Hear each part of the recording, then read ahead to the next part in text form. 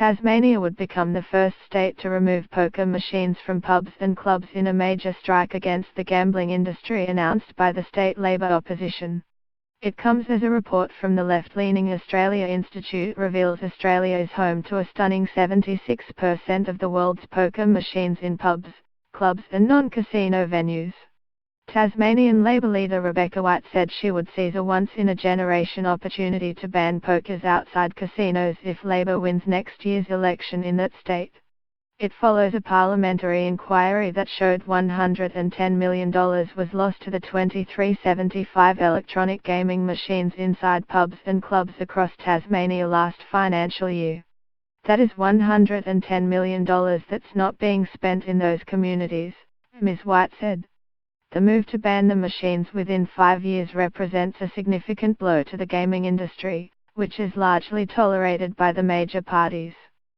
Former Labor Prime Minister Julia Gillard squibbed on a deal with Adipoker's crusader Andrew Wilkie to introduce mandatory pre-commitment on gaming machines, and also refused calls for a $1 bet limit.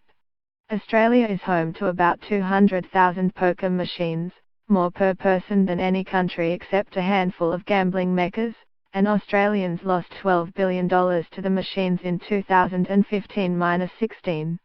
Half of those losses were in the poker's-addicted state of New South Wales, whose government takes in close to $1.5 billion in taxation from poker machines each year.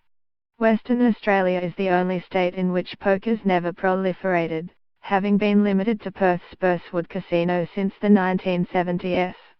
Excepting Western Australia, Tasmania has the lowest per capita poker's losses of any state, according to the Australian Gambling Statistics Database. Ms. White said the machines nonetheless had a devastating effect on people and their families, with 7 additional people impacted for every person hit by a gambling addiction. There is absolutely no doubt this is a health issue, she said. This is the right thing to do for the health of our community. Under Labor's plan, pubs would be assisted with a $55 million support package to wean them off the pokers. Casinos would be allowed to retain the machines. Pokers in Tasmania are operated under the monopoly control of the Federal Group, which Fairfax Media has contacted for comment. Mr. Wilkie, who represents the Tasmanian seat of Denison, said Labor's policy was a win for those who have been tirelessly campaigning for meaningful poker machine reform, and called on Liberal Premier Will Hodgman's government to follow suit. Bill Brown, co-author of the Australia Institute report released on Wednesday, said Australia was a global anomaly when it came to poker machines, even when taking casinos into account. Australia has 0.3% of the world's population but 6% of its conventional gaming machines and 18% of its poker machines, he said.